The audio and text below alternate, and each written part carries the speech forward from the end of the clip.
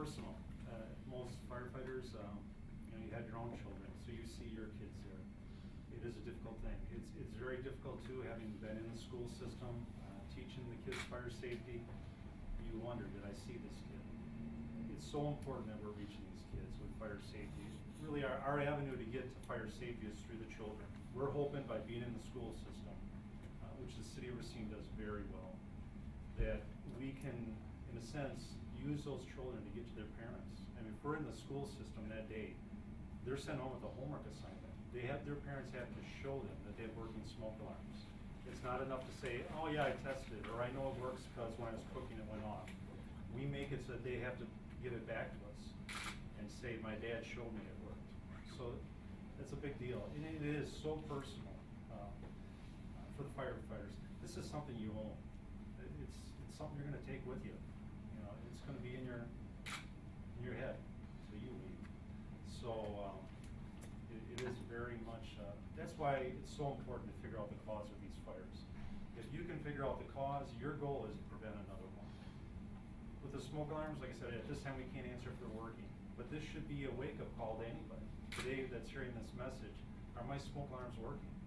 Right now, don't make it, well, I'm going to do it tonight. When you watch this is the time to go and test your smoke alarm. We're asking people to test them once every month.